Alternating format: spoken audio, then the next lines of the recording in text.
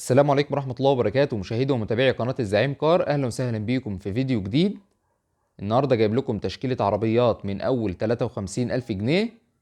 العربيات اللي هتشوفوها النهاردة في الفيديو معانا مانوال وأوتوماتيك بحالات كويسة إن شاء الله تنول إعجابكم. بس قبل ما نبدأ يا ريت نصلي على النبي صلى الله عليه وسلم، وتعالوا نشوف مع بعض مواصفات أول عربية معانا النهاردة. أول عربية معانا فيات 131. العربية موديل 1979، فيها رخصة 3 سنين مرور المحلة الكبرى.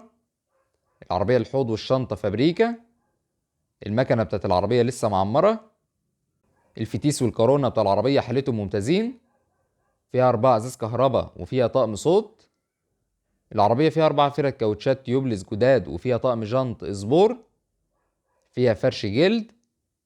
العربية اللون الأحمر وحالتها كويسة. السعر المطلوب في العربية قبل التفاوض 53 ألف جنيه. المعاينة بتاعت العربية هتبقى في المحلة الكبرى. رقم تليفون صاحب العربية وجميع أرقام التليفونات هتلاقيها في الوصف أسفل الفيديو. طب أنت مش عارف توصل للوصف، هتنزل تحت في أول تعليق تحت الفيديو هتلاقيني كاتب جميع أرقام التليفونات. العربية اللي معانا بعد كده فيات تمبرا موديل 1992. رشة كلها من بره ودواخلها فابريكا. فيها رخصة 3 سنين باسم المالك. العربية مرور أكتوبر. فيها بطارية جديدة وفيها باور وفيها 2 إزاز كهرباء أمامي والاتنين اللي ورا مانوال. الموتور بتاع العربية 1400 سي سي. فيها طقم كاوتش جديد وفيها طقم جنط اسبور. صاحبها بيقولك العربية مش محتاجة أي مصروف، وده طبعا اللي هيبان في فحص العربية. المعاينة بتاعت العربية هتبقى في 6 أكتوبر. العربية فيها كسوة جلد والسعر المطلوب فيها قبل التفاوض 95 ألف جنيه. رقم تليفون صاحب العربية هتلاقيه في الوصف أسفل الفيديو أو في أول تعليق تحت الفيديو. العربية اللي معانا بعد كده فيات سينا موديل 2002. العربية رشة من بره ما عدا السقف فابريكا ودواخلها فابريكا. فيها 2 ازاز كهرباء امامي والاتنين اللي ورا مانيوال. العربية فيها باور وفيها الفرش الاصلي بتاع الفابريكا بحالة الزيرو. فيها رخصة لغاية شهر 4 2024 مرور قطور محافظة الغربية. العربية فيها بطارية جديدة والموتور والعفشة بتوع العربية حالتهم ممتازين. المعاينة بتاعت العربية هتبقى في طنطا. الكاوتش بتاع العربية حالته ممتازة.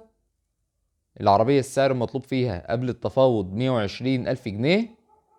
رقم تليفون صاحب العربية هتلاقيه في الوصف أسفل الفيديو أو في أول تعليق تحت الفيديو.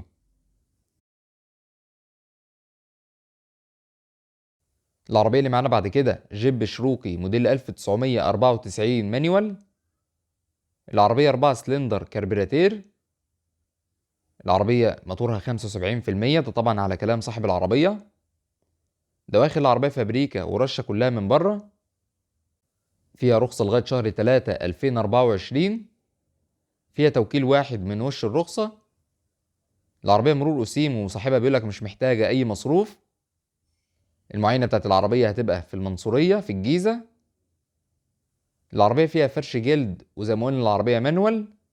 فيها طقم جنط اسبور الأصلي. السعر المطلوب في العربية قبل التفاوض 140 ألف جنيه. رقم تليفون صاحب العربية هتلاقيه في الوصف أسفل الفيديو أو في أول تعليق تحت الفيديو.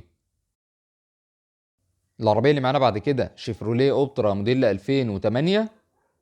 العربية كاملة أوتوماتيك. رشة كلها من بره ودواخلها فابريكا بالكامل، ده طبعا على كلام صاحب العربية.